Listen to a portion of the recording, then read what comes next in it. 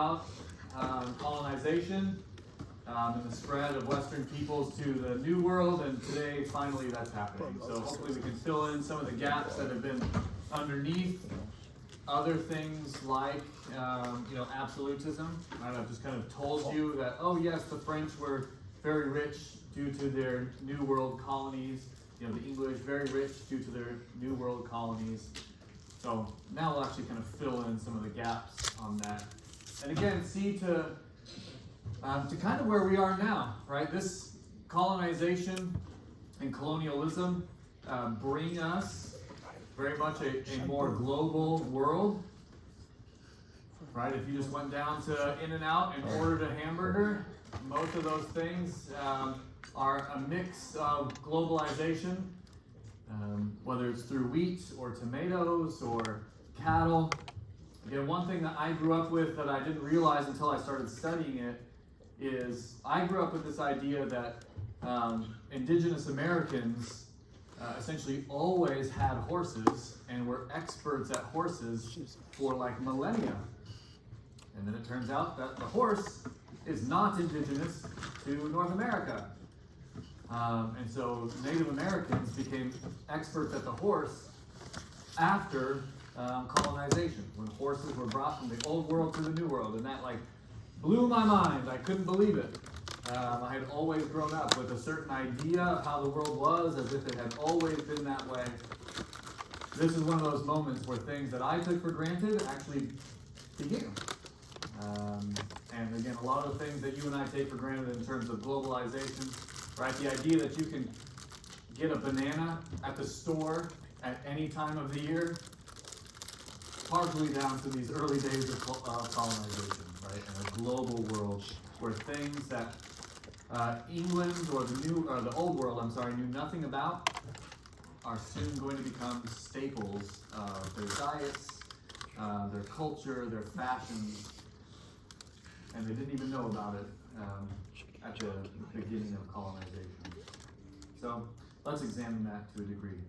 Now, here's a Portolan chart that we talked about ages ago.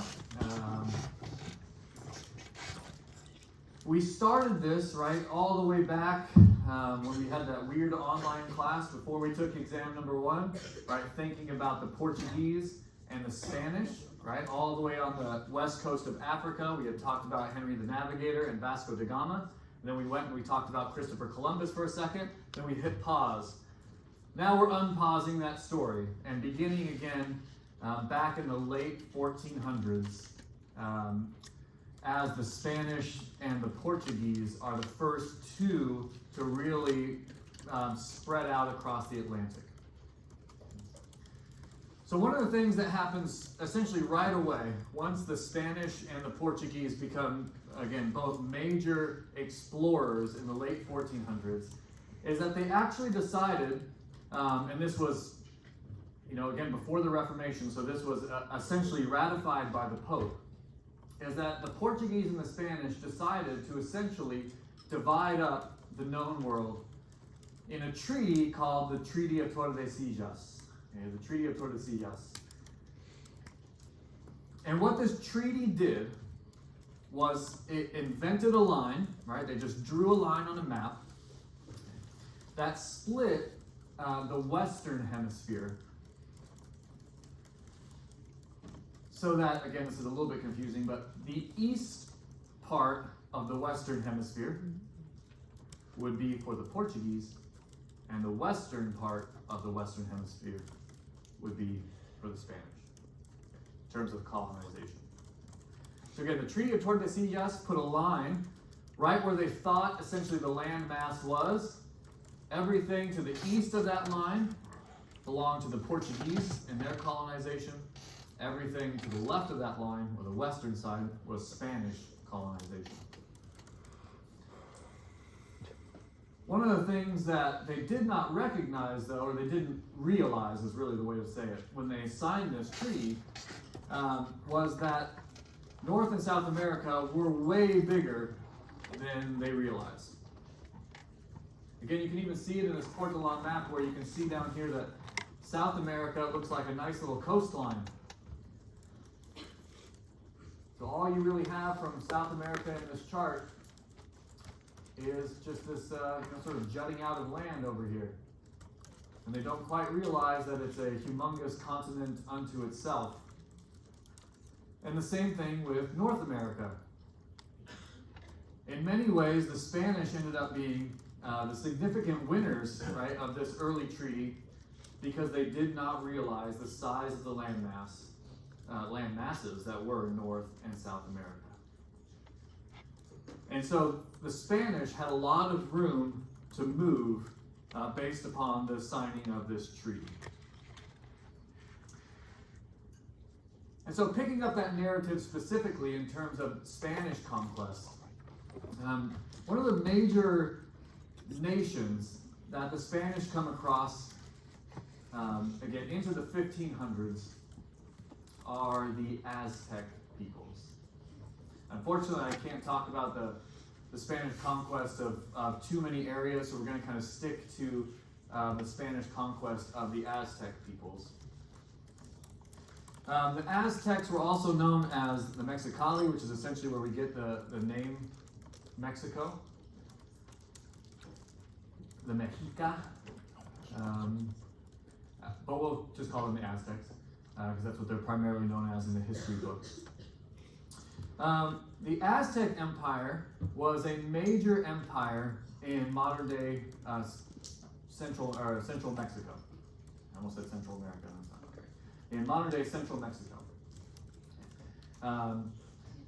The Aztecs were a relatively recent empire in terms of the history of Mexico. They had recently done their own conquering of other people groups in modern day Mexico and had solidified their power there. But they were an extremely urbanized and technologically advanced city or place in some ways. Again, we'll fill this in throughout, but if you do wonder, like, how was it that the Spanish were able to conquer in such a significant way, is that the Spanish definitely had advanced military technologies. But the Aztec people were extremely urbanized, and their engineering feats were really marveled at by the Spanish who had come. And so here, there's one example of my thing that works here. Here's a depiction from a bird's eye view of the city of Tenochtitlan. Okay, I'm going to mess up that constantly, but I'll do my best. The famous Aztec capital of Tenochtitlan, which was built essentially on a swamp, with a series of islands that met there in the middle, and you can see the bridges cutting from the mainland across this lake into a central area that had this great ziggurat structure, right? This great temple structure in the middle of it. And again, the Spanish, although there were obviously major cities in Europe during this time, were marveled at the engineering feat of the Aztecs in the building of especially Tenochtitlan. And so they had very advanced urbanization. And in Mexico, they were extremely strong in terms of their empire. So that's what I mean here by their imperial strength. Like many empires during the time, though, the Aztecs, and I'll mention this again, the Aztecs were not liked by the people that they conquered. The Aztecs conquered other indigenous Mexican peoples, required those peoples to pay a lot of tax, sometimes conscripted those people into forced labor. And as with all empires, that usually made the people, right, who were underneath them very mad. And so the Aztecs were very strong, but in many ways very disliked by the people around them, the other indigenous Mexican peoples around them. And this probably provides the opportunity for the Spanish to really expand during this time. Because the Spanish utilized essentially some explorers who were bringing with them Christianity, right? Militant Christianity. They very much believed that as they were conquering, these conquerors were also conquering in the name of the church. Usually they were referred to as what's called a conquistador. And you can see the word conqueror in there. But it's not just a military conquering. The crown of Spain very much believed that this was also bringing Christianity to these people. And so they're also conquering in the name of Christ. For Aztec history, the famous conquistador is Hernán Cortés. Cortés was coming over from what is modern-day Cuba. And the Spanish had, again, colonized parts of the Caribbean. So he's coming over from modern-day Cuba and has essentially been given a charter to explore Mexico, what we now know as Mexico. And in this instance is when he comes across the Aztecs and several of the nations that the Aztecs have conquered themselves.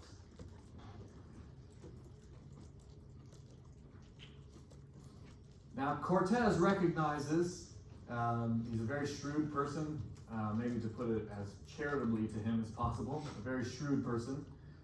He definitely recognizes the power and the wealth of the Aztec peoples. But he also knows, right, so if he starts over on the coast, the Yucatan Peninsula in Mexico, and is working his way west into central Mexico, he recognizes that there's a lot of groups that the Aztecs have conquered who are not happy with the Aztec regime. So in other words, as he's moving towards the Aztecs, he's also talking to other indigenous groups. And they're saying, we don't like the Aztecs as our overlords. Again, a lot of that comes down to very basic things that were happening all throughout the world at the same time.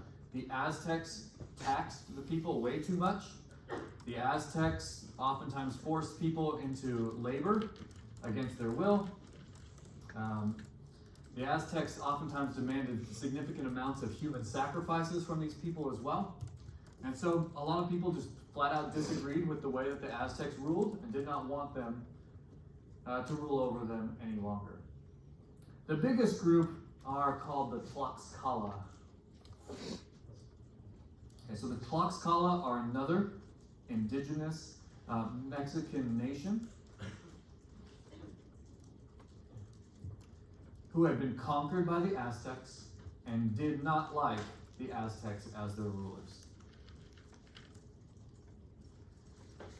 And so as Cortés is, I think, probably formulating a plan, he recognizes that he can utilize, again, tactics that have been used in the West for millennia by utilizing animosity towards the Aztecs to make it harder for the Aztecs to defend themselves if the Spanish were to try to attack them.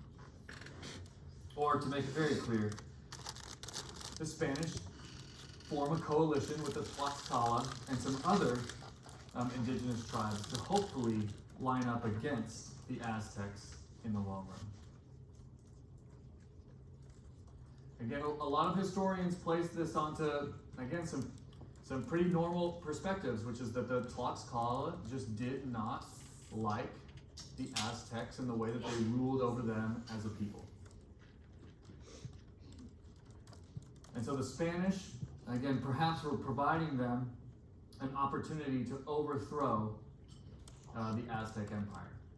Again, could they have ever anticipated what was about to happen? I doubt it, Lester. But again, they're making a sort of cost-benefit analysis between the Aztecs and the Spanish. And at this point, the Spanish seem to be a better ally against the Aztecs than perhaps it turns out in the long run. The leader of the Aztec Empire was a man, his name was Montezuma II. Montezuma, again, the king, for lack of a better term, of the Aztec Empire. And of course, he sees the Spanish as they're coming and allows the Spanish to actually enter into Tenochtitlan, right, their capital city, because he's hoping to essentially meet, right, almost like any other dignitary, right? He's bringing in a representative of another nation into his court in order to meet with Cortez. This is where the history gets fuzzy very quickly. In other words, if you read historians talking about what happens next, almost nobody can agree on the details. They do agree on the overarching, like, this happened and this happened, but like why and who and exactly what causes it becomes extremely fuzzy. It's like the defenestration of Prague. It's like we know they got thrown out the window. What happened to get them thrown out the window? Not sure. We know what happens right now. Exactly what causes everything is, again, you have Spanish accounts, but most historians take them with a huge grain of salt. And again, you have some accounts from the Aztecs and others who hate the Aztecs, and you also have to take theirs with a huge grain of salt. So I'm just going to give you the basics with the recognition that underneath this is a whole bunch of stuff that we don't fully comprehend just yet. Or maybe you never will. First, Cortez comes into Tenochtitlan and he immediately imprisons Montezuma. Again, how this happens is still up for debate. Right, you're in the middle of that city, which is a major and important city. There's a possibility that the Aztecs didn't like Montezuma for other reasons, and so maybe allowed this to happen. Again, this is all just kind of the fuzzy details. But immediately Cortez imprisons Montezuma. And then Cortez has to leave to go help another Spanish group of conquistadors somewhere else in Mexico. So Cortez imprisons him, leaves him with, essentially some lieutenants, and then Cortez has to leave to go help the Spaniards somewhere else in Mexico. So Montezuma is now essentially under house arrest in his own capital. It seemed like things are going okay. Maybe it's not going to explode the way it's about to. But then, in 1520, there is an event that's now referred to as the Massacre at the Great Temple. Again, the details of this are so fuzzy that I'll just give it to you, and you can decide exactly what happens on your own time. What's going on behind this is that the Aztecs are going to essentially have a great religious festival. And when this happens, the nobles of the Aztecs come together, right? So just like European culture, there are the elite in Aztec culture, who are elite for a variety of different reasons. A lot of that comes down to their political power, their financial wealth, anything like that. In this great festival, all of these nobles come into Tenochtitlan in order to celebrate, some of their gods. Again, we can't tell what happens underneath this. From the Spanish perspective, what happens is that the Spanish who are there essentially occupying the city believe that the Aztecs are about to commit a human sacrifice, which is very probable. The Aztecs practiced human sacrifice. But for the Spanish Catholics, they're not prepared for it. Again, from the Spanish side, it's almost like they get caught off guard that human sacrifice is going to be a major part of this festival. And so the Spanish say, from their records, that their soldiers intervened to stop this human sacrifice, and it resulted in a massacring of all of the nobles of the Aztecs. Now that could be true, it seems a little far-fetched. I don't think the Aztec hid the fact that they utilized human sacrifices from the Spanish. It seems like a pretty big sort of hole in the knowledge of the Aztecs that the Spanish would have had. And so from the Aztec perspective, this same story is given as essentially a trap set by the Spanish. That the Spanish were always going to commit this massacre, and they were waiting for this. And that the excuse of human sacrifice is exactly that. It became an excuse for what they were going to do anyways, which is massacre the Aztec nobles. And again, there's not a lot of tellings in between those two poles of the experience. The result is the same, which is a massacre takes place where the Spanish end up killing many of the Aztec nobles. After this, the whole city kind of breaks loose, right? Again, you can think about that big city seeing or experiencing or hearing this massacre. And so the Spanish actually have to retreat out of Tenochtitlan. And so once the massacre kind of literally explodes and people start fighting back against the Spanish have to retreat. And at some point in this retreat, Montezuma himself is killed. Again, we do not know how he's killed.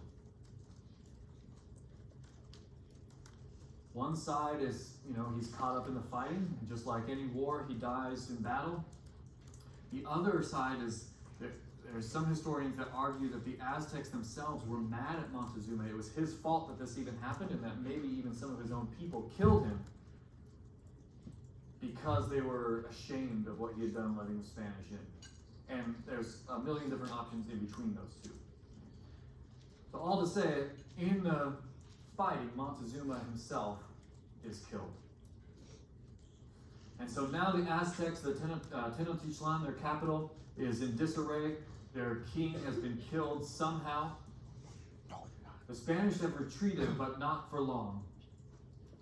And ultimately, Cortez returns with some reinforcements. And again, this is where the technology of Western Europe comes into play significantly. There's no doubt about it, because again we've seen that in the West, it's been wars there, our entire history. Everybody's been fighting wars constantly for millennia. And so in the West, Westerners had worked with essentially technology to develop better armor, better guns, cannons, things like that, in a way that the Aztec, because of their history, didn't have that same need to always be innovating in terms of weapons. Sorry, Nancy. Sorry? What did you say? Yeah, don't worry. Yeah, sorry, I'm not quite there yet. Don't worry. Yeah. Raise your hand again in just a second if I don't answer your question. But the Spanish reinforcements come back, but they're technologically advanced and they have their coalition. This is not just the Spanish, but the Spanish plus people like the Tlaxcala and other native Mexican nations that do not like the Aztecs. Yes, Keith? You said not just the native indigenous as a nation, but you said also who was with them? The Tlaxcala, which was on a little bit earlier. Tlaxacala, I think. Again, they're kind of the standard bearer for nations against the Aztecs. There's others, but the Tlaxcala are the major, native Mexican nation that's against the Aztecs. So it's the Spanish with these indigenous people against the Aztecs. And in all of this, and with Cortez returning with these Spanish reinforcements, ultimately the city of Tenochtitlan is destroyed by the Spanish conquistadors.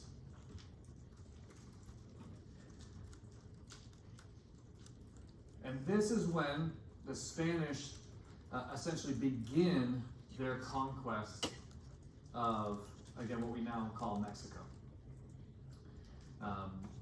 Maybe in Hume 3 you'll talk about the further expansion of the Spanish. We won't be able to do much in terms of this class. All that to say is that once Tenochtitlan is destroyed, Cortez becomes the first governor of a colony that's now called New Spain. New Spain.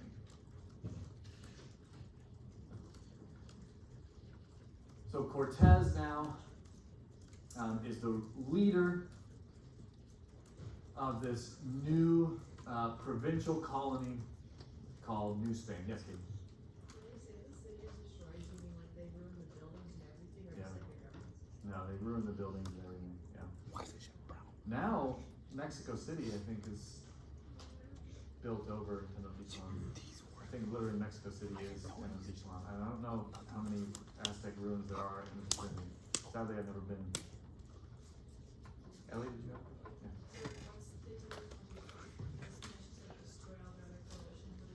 I'll talk about that in just a second. Yeah, it's a great follow-up. Like, what happened to the Tlaxcala? What happened to the other indigenous peoples? This is where, I guess I'll just go to this image. This is where some things that maybe were intended, maybe weren't, happened.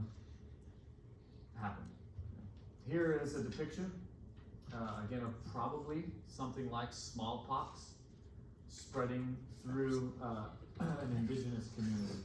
And you can see the devastation within it. So, what happened to the indigenous groups around them? What happened to the Tlaxcala and others? Again, this is where scholars don't know exactly what the Spanish mission was the whole time. They don't know if the Tlaxcala took this into their equation, or, it's just hard to really dig into the indigenous peoples and what they thought as this was happening. We just don't have enough documents from the time. And so what we see is some things that we just happen to have, and the depictions of Spanish people who were empathetic or sympathetic towards the indigenous peoples. The big thing that ended up taking out the Tlaxcala and the others that helped the Spanish was the spread of disease. So the Tlaxcala essentially fairly quickly die out because of diseases that they had never come in contact with before. So here's some statistics. Again, I don't do too many statistics, but here are some. Within 30 years of the Spanish entering into the New World, 30%, I'll put it the negative way, 70% of the native populations died within 30 years.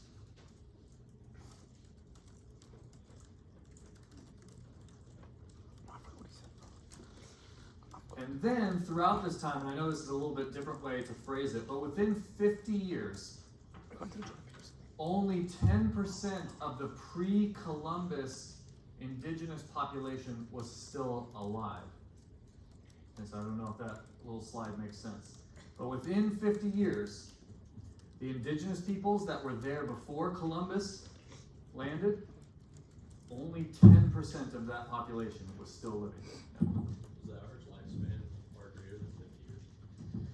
No. In the New World? Yeah, so that makes sense that only 10% of the population is still there? Or is that more of a function of the disease? This is a function of the disease, yeah. Because as people, people may have died young, but they had children, right? And so then you keep the populations relatively stable until things, and then maybe populations start going up. This is, people are dying like exponentially more than they should, and not replacing themselves with children. Yeah, so what I mean is, let's say if there's 1 million people when Columbus showed up, 50 years later, of those 1 million people, only 100,000 remain. That's way disproportionate. That should not be the case, right? Not to that degree within 50 years, unless something crazy happens like the Black Death, right? As in Europe, massive devastation due to war, or both. Yeah, good question. Yes, Chris. Same disease from the black. No, it's not the same as the Black Death. No, I just used that as another example. This is a variety of diseases, smallpox being a major one. Yeah, Nick? Do you have a rough estimate of the population of your people? Others do. I do not have off the top of my head that stat, but yeah, there are lots of stats out there with those numbers. Yeah, I just don't know them off the top of my head. Sorry. Good question. Now, Ellie, this is what gets, and I want to put this clearly on the slide. This is what gets to people like the Tlaxcala. This was not, right, this disease did not discriminate against, oh, you helped the Spanish and you didn't help the Spanish, right? It just spread like wildfire. Again, in a similar fashion as the Black Death, which had never really entered Europe, did, right? For Europeans back in the 14th century. These are diseases that there was no natural immunity towards in the New World and could spread very rapidly with few, maybe even no therapies available.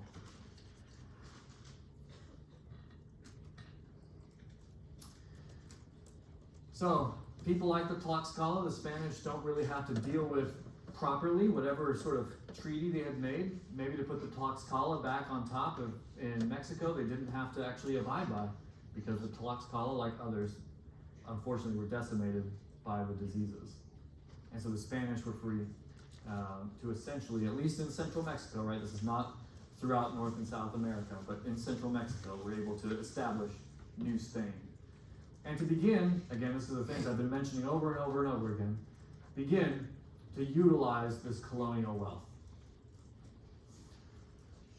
So what were some of the things that the colonies brought that made European nations very wealthy? At first, and it seems like this is going to be abundant, maybe even never ending, is things like gold and silver. These are essentially, in many ways, some of the lies that Columbus sent back to the Spanish over time, is that, oh yes, there's just an endless amount of gold and silver.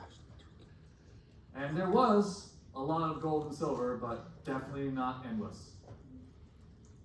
Some instances where they thought there were going to be lots of gold and silver mines actually ended up being tapped out relatively quickly.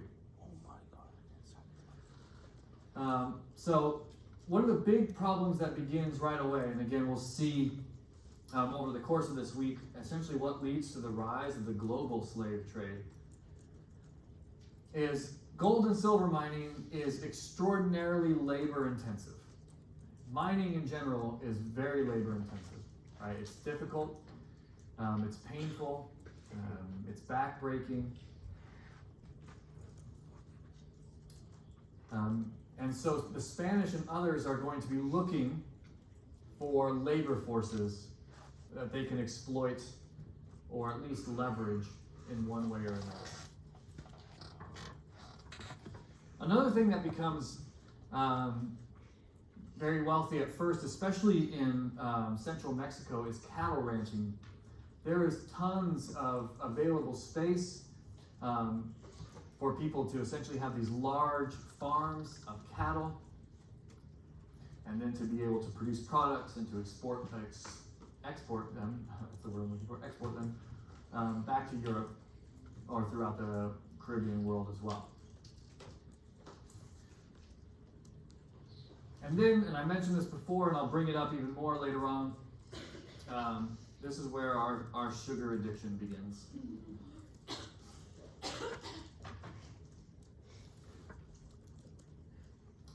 Europeans knew about sugar. Sugar actually comes originally from modern-day India, I believe, and it's being exported into other parts that are very good for sugar cultivation. And it turns out, from the European perspective, that the New World is essentially built to cultivate sugar naturally. Like the soil is so good that they can produce sugar in abundance. And then it helps that it's addictive. In the New World more broadly. Yeah. But But definitely in central Mexico as well. But yeah, in the New World more broadly. We'll see that with the English, it ends up being some of the Caribbean islands that become the place for sugar cultivation.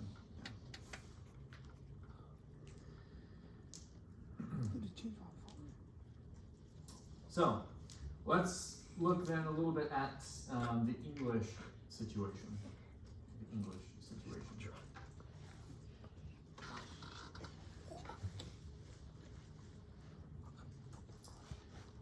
In order to kind of give an example, because we could just bounce around to a bunch of different colonies in the New World, but we kind of wanted to zero in on one of the clearest examples of essentially English colonization and how it changed the New World. And so we're going to look at the island of Barbados. This is a Caribbean island. Barbados is very small, right? Even you can see in there, it's just this nice little island there. It's not right very large like Cuba or even Hispaniola, that is Haiti and other major islands. It's pretty small, but it was fought over a lot in the early days of colonization. One of the things about it that made it attractive is that it didn't have a particularly large native population. So unlike Mexico, unlike places again that are modern day Haiti and the Dominican Republic, where there's large native populations, Barbados had a small native population that hadn't been there for like millennia. Barbados had even been fought over by native Caribbean tribes before. So it wasn't this place that was highly structured like Tenochtitlan or something like that. And originally Barbados was a Spanish colony. And again, this gives us an example. We see this over and over again in colonization, is that it might start as being colonized by one of the Western nations. Before then, it's either conquered or handed over in a treaty, or bought by a different colonial empire. So it's originally owned by the Spanish. They're the first to colonize it. But over time, as the English emerge as a major colonial empire, eventually, around the same time that Jamestown is being founded, up in the middle colonies, that is up in modern day Virginia, England is also in control of the island of Barbados. So again, around the same time that Jamestown is founded, 1607, Massachusetts Bay Colony will be 1620. The English are also expanding in the Caribbean.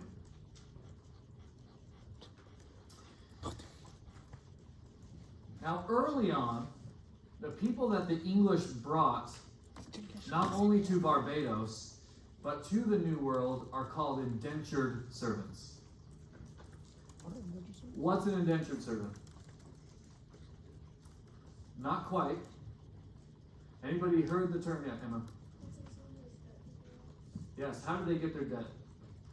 In this instance? No, sorry, we'll start there. Good start. Somebody's paying off their debt. Josh? Yes. Somebody probably paid for them to get two. Yes. So we'll connect these two dots. Isabella, I have no idea what you were going to say way back there, but do you want to add something else into it? You have to yell it. Okay, you could hear that? Paying off a debt. In this instance, the debt that's being paid off is, Josh just said, payment to get to Barbados, or the payment to get across the Atlantic. Yeah.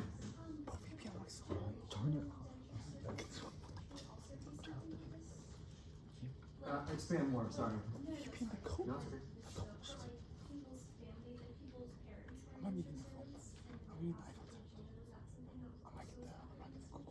Not at this stage, no. There's something very specific about this type of indentured servitude that's going to essentially, it's not going to be very effective, and that's one of the reasons why Europeans start to enslave people in mass. Katie? What was it?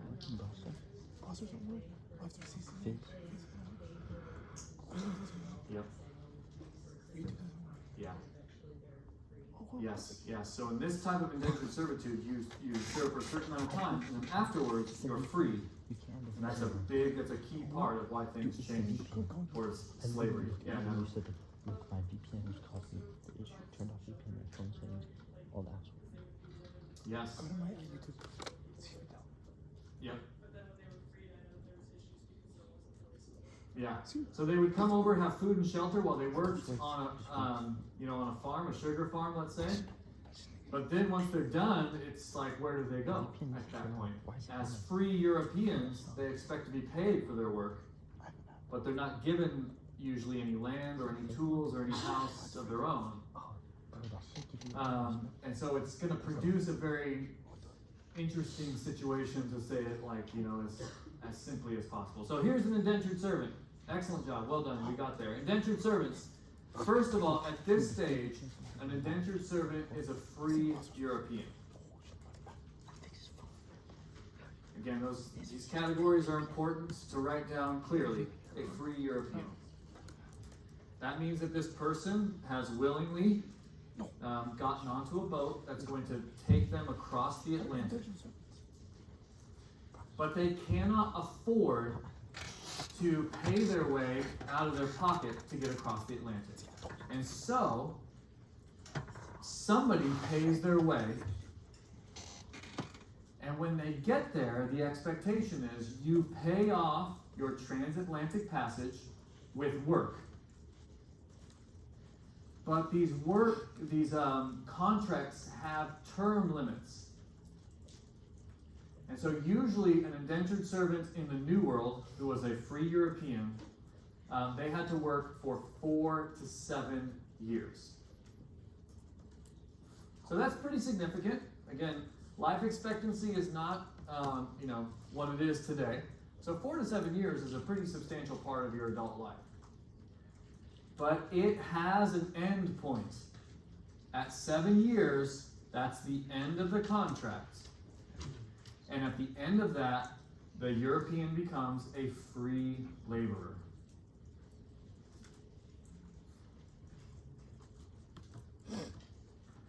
Now, underneath that as well is that as a free European, they have certain rights and privileges that other peoples do not get. So you cannot work an indentured servant to death. You cannot. The indentured servant has the right to appeal to the governor or even to the monarch because they're still a citizen of Spain or Portugal or England.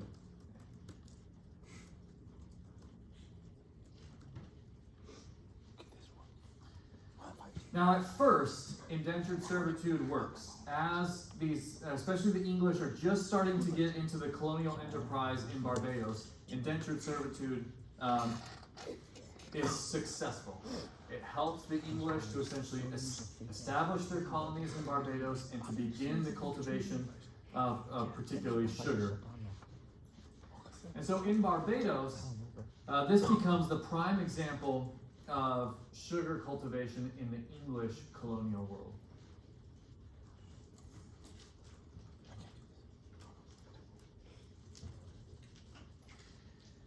The term for these farms in the colonial period is the term plantation. That's also the same word that they used for just a colony. So oftentimes they did not use the word colony. They would say the Massachusetts plantation or the Virginia plantation. So that's their word for essentially these large areas that have been colonized. And then that term, right, gets associated with the large farms that come on these plantations. So it kind of has a multiple, right, you can live in the Massachusetts Bay plantation, and then you can also own a plantation in Massachusetts Bay. So those words kind of become interchangeable. And so in Barbados, you start to see these large sugar plantations developing. However, we're addicts. Europeans are getting addicted to sugar. Basic economics, of course, is that means the demand for sugar started to skyrocket. Which means that the small plantations built with indentured servitude could not keep up with the demand in Europe for sugar. So demand started to go up, which means that they needed more and more space. So if we're just thinking about Barbados, you can see this nice depiction of the island there with its trees. One of the things that, of course, oftentimes we don't think about in terms of colonization, at least I didn't grow up with this perspective, is the way that it actually changes the topography of a place. As you build a farm, you have to cut down the trees that are there. As those farms expand, you not only need to cut them down for land, but then you cut them down for furnaces, right? That might be, melting down sugar cane into molasses, right? So you need the fire that's then used to fire these furnaces, and so all of a sudden you start to lose. You have what we would, I guess, now call deforestation. Of course, with that, when you take out lots of trees, is that you start to have some other things that the trees maybe protected the world from, like the rivers in Barbados start to become polluted very quickly with byproducts from these plantations.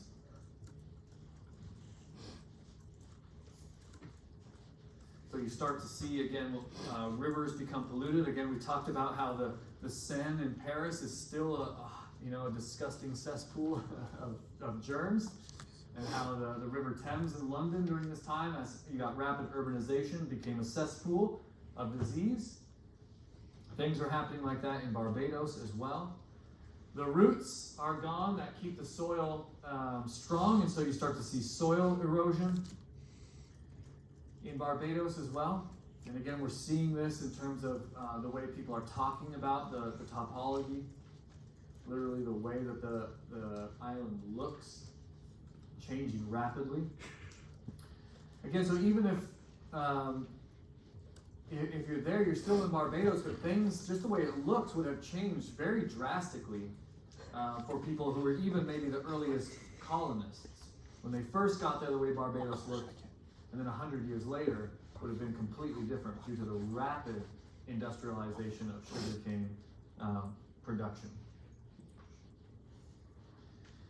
The biggest problem from a moral standpoint, even more than all that, is the sheer amount of labor needs to produce sugar. This is not a simple production line.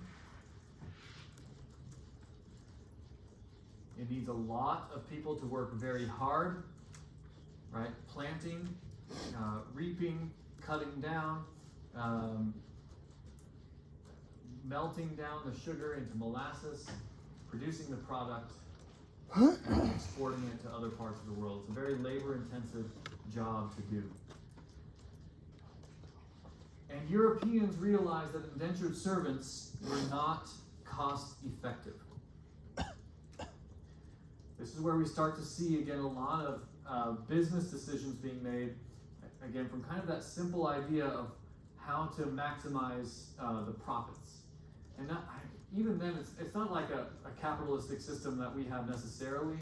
These profit margins are actually really small because of the amount of risk in the 1600s that there is with pretty much any business venture. So the question might be not how to maximize profits, but how can we eke out some more profits? And indentured servants were not cost effective. The biggest couple of reasons are, again, you have to treat them as free Europeans. You cannot work them to death, which is a good thing, but you cannot do that because they are free Europeans. They have a contract with you, but they didn't lose their rights because they had that contract. And then the second is 7 years. It's a pretty good contract, but after 7 years, you have to find a new laborer, or you have to start paying that person to do the labor that they were just doing for free. And so the time span for workers ended up being ineffective in order to eke out more. So I'm going to bring this up a few times before we get to it specifically. But this is one of the major reasons why Europeans started to look to slave labor.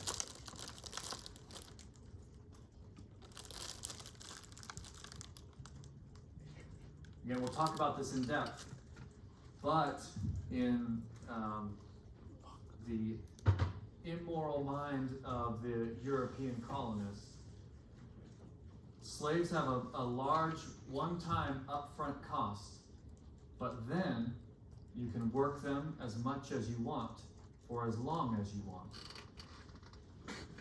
And usually the slaves that made it to the New World were essentially very strong. They had really strong immune systems. They had just literally survived a harrowing passage across the Atlantic. And so the slaves that ended up in the New World might live, you know, a few years, but then there's a whole market for more slaves. You don't have to give them money afterwards. You don't have to give them housing. You don't have to give them tools. All of these things that you may be required to give to a free European indentured servant.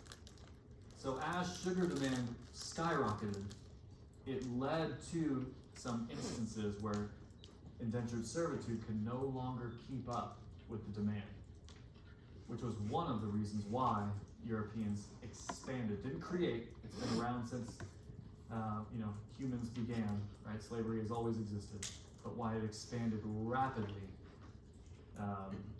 beginning in the 1600s. So again, we'll talk about that more in depth soon. Questions? Yes, Steve.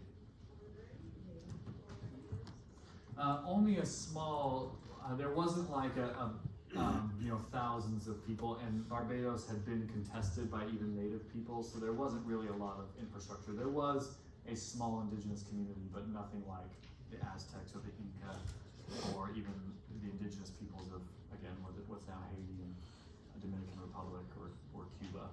There was a small population, but not like, what would you say, like they weren't there for like millennia, something like that. Yeah, Nick, sorry. You mentioned, if you didn't say it, what happened during like the Reconstruction to the natives there? What happened in the Reconstruction? Yeah, so like these people are moving into Barbados, a lot of people like land needed, so what happened to the natives there? Yeah, we haven't talked about, I mean, other than the fact that they're dying of disease, no doubt about it, right? That's going on underneath all of these. We're going to talk about how, after the break in just a second, how Europeans sort of molded the system more. Yeah. So pause on that for a second. If I still don't answer it, let's come back to it later. All right, let's take our break and we'll come back at 1 o'clock even. 1 o'clock even. The world that we take for granted today, in many ways begins in the era of colonization. Again, even you could think about all the economic changes that are going on right now in terms of exporting and importing and the use of tariffs on other nations and back on us as well. A lot of those, again, economic principles, they don't begin, of course, at this time, but are utilized as we enter into a new global trading world. At this time, with colonization and the spread to the New World, this new market that develops is referred to as the triangle trade. Triangle trade. Again, you can see it a little bit here in this map. This and the arrows are specific in terms of the slave trade in the triangle trade, but you can see that it's not just, so those are the big blue arrows are the amount of slaves and where they're going. But you can see that there are smaller gray lines that go from essentially New World to Old World, Africa, New World. And so that's essentially the triangle is Old World, Africa, New World, Old World. Hence the triangle. And so what we're getting here is essentially a much wider web of trading. Europeans have been trading with people in the ancient Near East, in India, China now in terms of further expansion.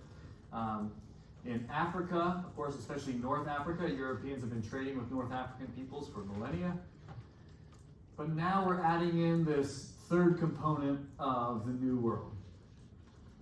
And so it adds to these complex webs of trade. And it is extremely complex in terms, again, just thinking about how your own products end up here and all the complexities in where they're made, how they're shipped, how you buy them, right, and what happens to the product. So again, things that we now consider to just be staples of the world that we know, right? So from Europe to the New World, we might say that, the Old World to the New World, things that, again, become a part of American culture and culture throughout the New World. Things like wheat. That is a crop that was brought from the Old World to the New World, and again became a staple crop of the New World. Bananas are an Old World product that grow very well in the New World. And so bananas were brought over with explorers as well, and they became a staple crop of New World farming and industry and markets. And then, as I said before, even the horse, right? American culture is so inundated with the horse. My grandparents' generation, right? Their movies were westerns, right? Situated around the American West, in which horses were intrinsic to what it meant to be, somebody moving across the plains of America, not indigenous to the New World at all. And so horses were brought from Europe and became a huge part of New World culture, both with Europeans and with indigenous nations that were able to master the horse really quickly. But the same happened in the other direction. So from the Americas to the Old World, things like corn.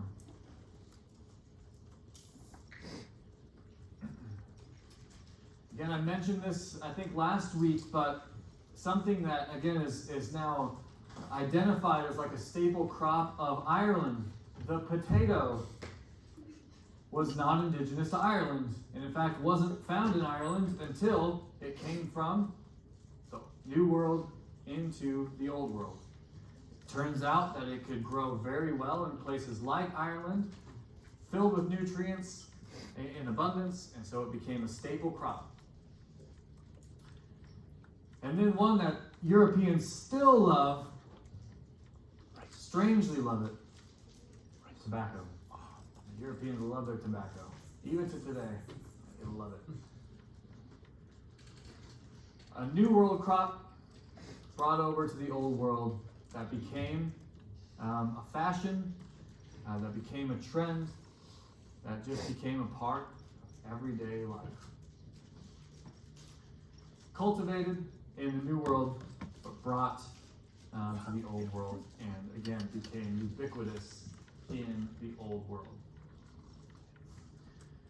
So again, things that we now take for granted are just beginning to become a part of cultures as these products are moving throughout the world in a much more efficient way than they did in the past. So what else within the triangle trade? Well, one of the biggest things with the triangle trade is that it expanded immigration significantly. Now, people had always immigrated, right? Since literally the dawn of human history, we've always had to pick up and move to a new place. Immigration has been a part of European history, right, with peoples moving around, which then shifted the landscapes, again, from ancient times into the present. But now there's like a third option that wasn't available before.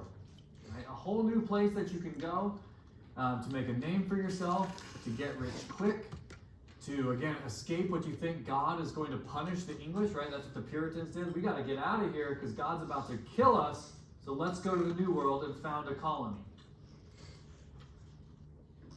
So for the 200 years between 1500 and 1700, about 1.5 million Europeans immigrated to the New World. So over 2 centuries, 1.5 million immigrants have moved. Now again, to put that into context, London won't hit 1 million citizens until the year 1800, like we talked about last week. So you can literally take essentially the whole population of London and transport them over more or less to the New World. a pretty significant amount of people over a 200-year period, so it is stretched out, but much more immigration in this 200 years than people had seen in quite a long time. Certainly in Europe. Europeans are not moving in mass to that level as they are to the New World. And what began to develop in the New World were both urban and military centers. A lot of, again, what kind of stretches across the United States are former forts of either the English or the French or the Spanish.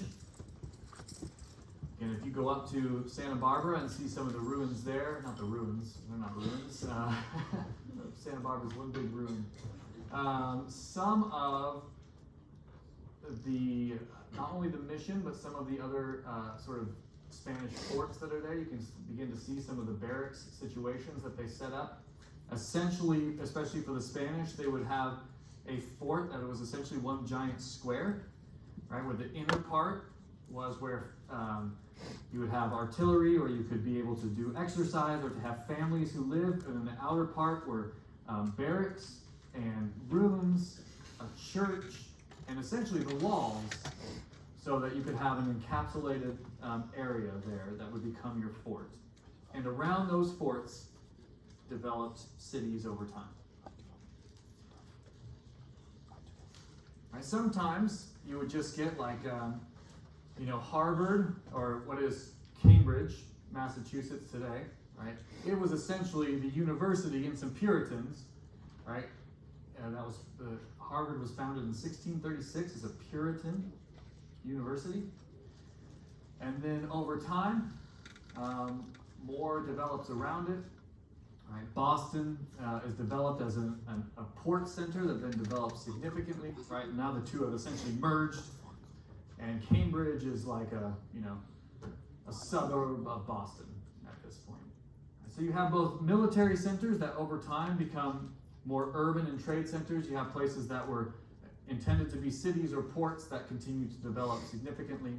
You have the expansion of European education in the foundations of places like Harvard and Yale before the American Revolution, and William and Mary down in Virginia. One of the big things about this, again, and this is why indentured servitude was popular at first, is that moving to the New World was dangerous and expensive.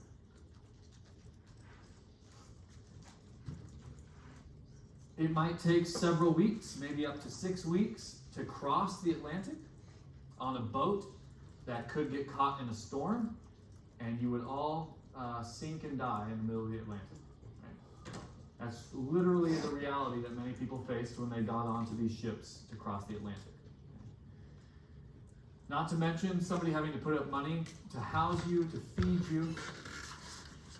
So that's what it costs to get you across that journey. Yeah, go, Josh. Do you know about what the cost was? Again, I feel like it's with Nick's question. Yes, somebody knows the cost. I do not know the cost off the top of my head, yeah. It's a great question. I need to drill those statistics down. I feel like I get a lot of those types of questions. And my eyes gloss over in the books. I'm like, oh, okay. But yes, we do know. I just personally don't know. Good question.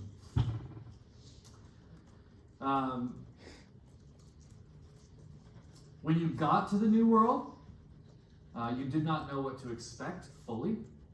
Again, this is where many of our even American mythology, our American legends develop. There probably was a first Thanksgiving. That probably did happen. Again, some of it has been made more or less legendary in terms of the first Thanksgiving. But some of the key aspects of that, in terms of the severe winters that many European colonists had to face, are true. The need for Europeans to rely on indigenous tribes for their survival is true. When you got to the New World, of course, there is the possibility that you would be attacked. Right? You are occupying somebody else's land, or an invasion force from their perspective. And so there were lots of massacres on both sides And so moving to the New World is not something that was just like, oh yeah, let's pick up and go. Right? This is a pretty substantial decision that somebody has to make. It might result in them being there for the rest of their lives. They might get poorer by going there and have to end up on a ship back to the New World relatively quickly with nothing to show for it. So it was a pretty substantial question in people's minds, right? Do you immigrate or do you not? One of the ways that the Spanish tried to deal with some of this early land development in New Spain, in the Caribbean, in different parts of their territory, is to develop something that's called the encomienda system. The encomienda system.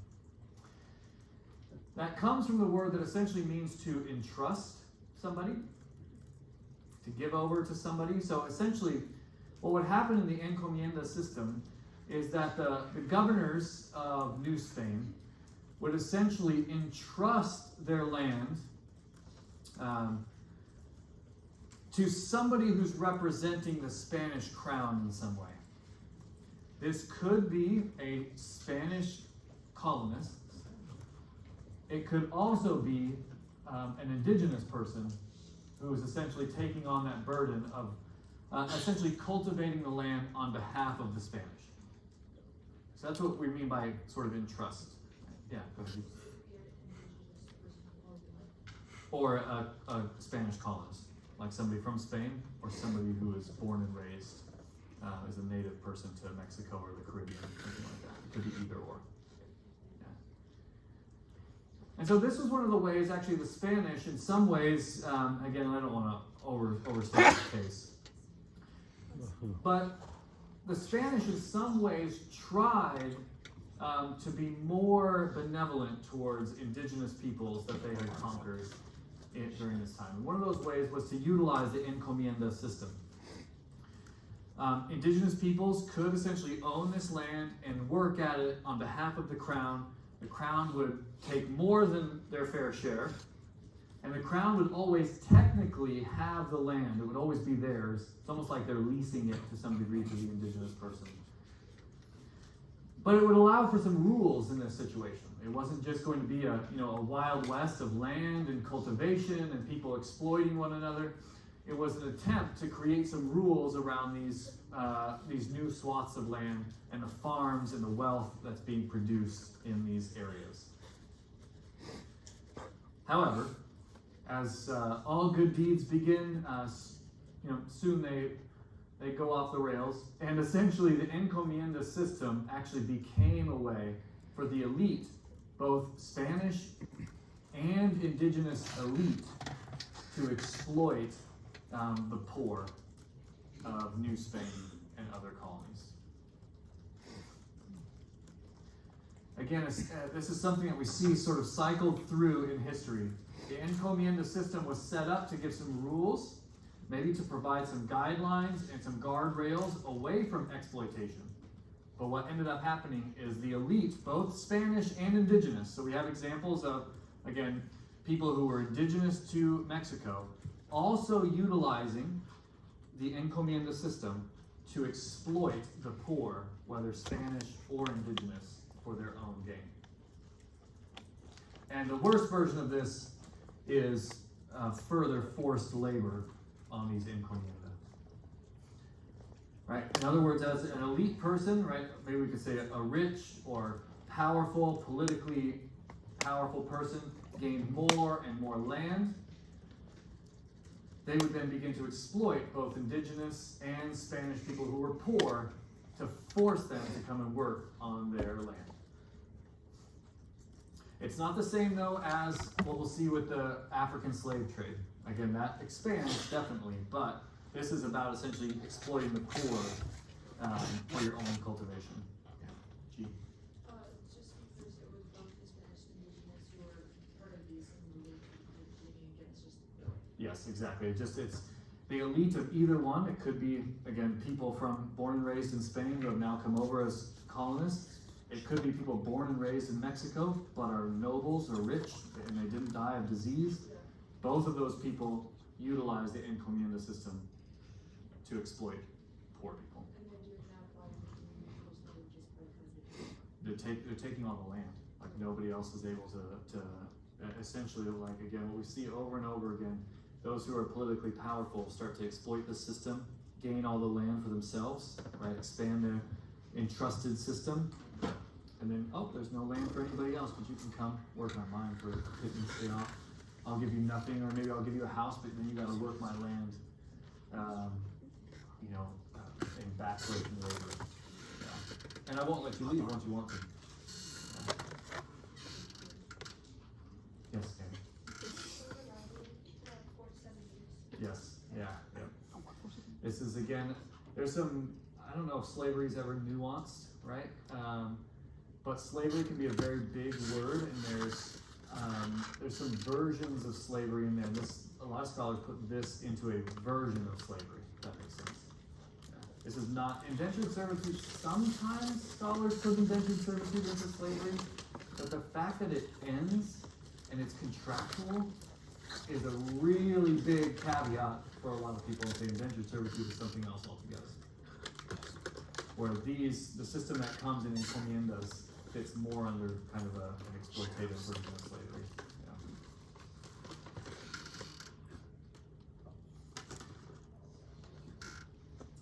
Now again, this continues through market practices to produce more and more need for labor.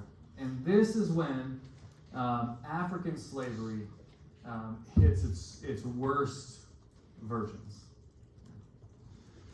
And again, we have to fill in some of the gaps here in terms of the way that these people would have thought in the 1600s and the 1700s. One of the biggest reasons for the expansion of slavery across the African continent is due to labor shortages.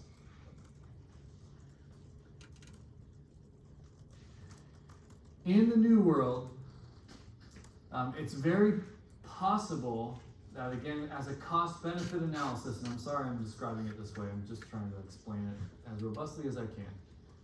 Had they not accidentally killed 90% of the population of indigenous people, slavery probably would have expanded amongst indigenous peoples in the New World. But because indigenous peoples were killed off by disease, again, businesses, governments had to essentially look elsewhere for a large amount of people that they could essentially exploit.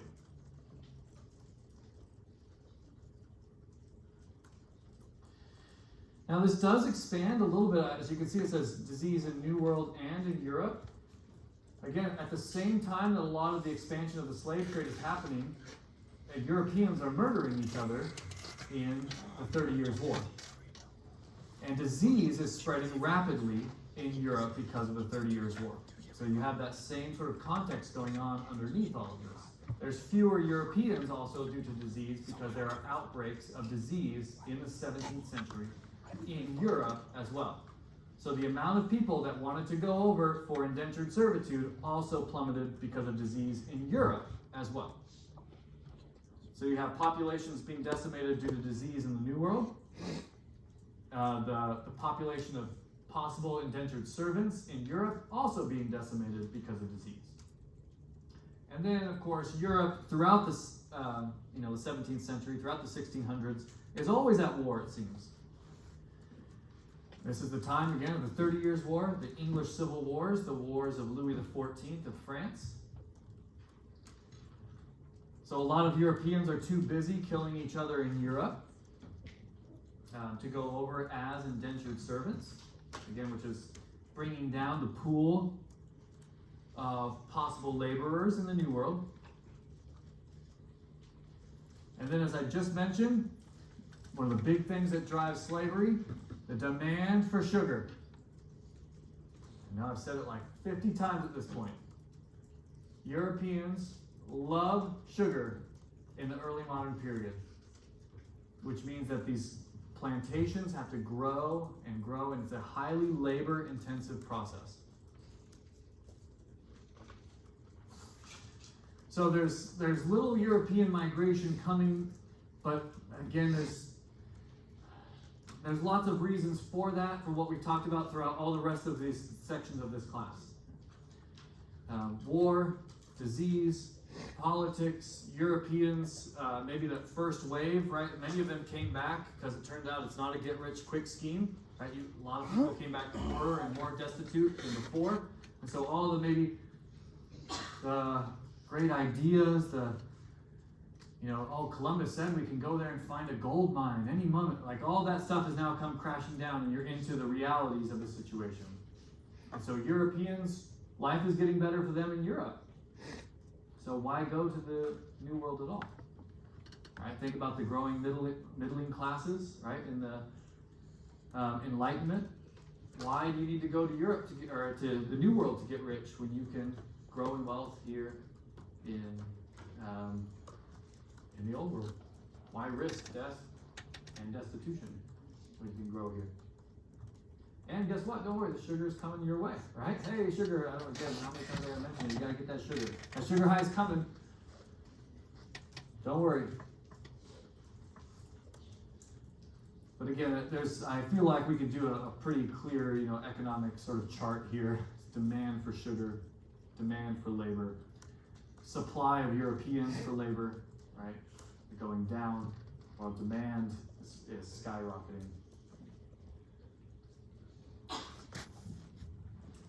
And so, as the triangle trade expanded, we started to see more things going across this triangle, not just the products that are entering into the world, but more things that are disrupting the already precarious situations in Europe, in Africa, and in the New World.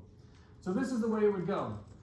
From Europe, they would send to Africa goods, right? You can see manufactured goods and textiles.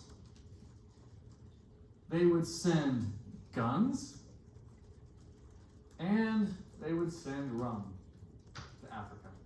Those are the three big ones. Of course, there's a whole bunch of things going. Manufactured goods coming from these growing factories up in Europe.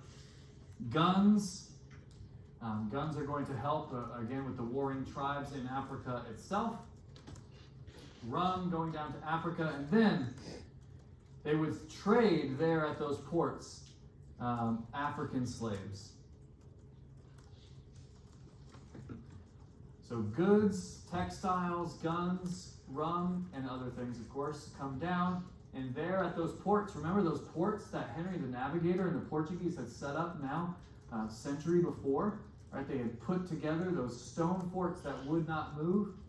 Those forts are now going to become slave ports. And there they will trade these, or you could use cash, but again, they're trying not to because of the risk of that.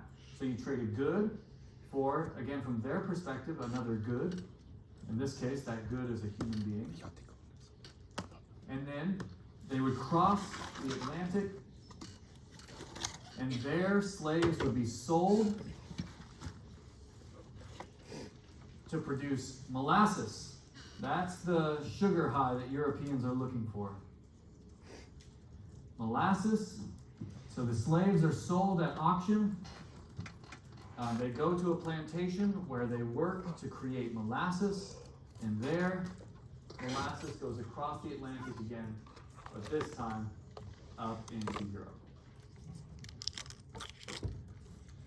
So again, you can see on this map, it's more complicated in terms of the goods or where people are going. I will mention this on Thursday, but you can see by the big blue lines that most slaves coming from Africa go to the Caribbean, right? Cuba, Hispaniola, as it is on there, that's Haiti and the Dominican Republic, and down here to Brazil. Brazil is actually one of the last countries in the West. I think it's 1881 that Brazil outlaws slavery. Right? So even by our standards, we're 1865 with the Civil War. That's still almost 20 years after the American Civil War. I think it's 1881. Somebody can check my math. But Brazil is one of the last Western nations to actually outlaw the slave trade. Make sure Brazil. And again, I'll mention this on Thursday, but it's almost 90% of slaves from Africa end up in the Caribbean or in South America. You can see those little lines that come up into, again, what is modern day Virginia, South Carolina, and Louisiana. You can see the big blue lines going to the Caribbean and to the South. And that's where we'll end for today. Stick around if you have questions, come to office hours.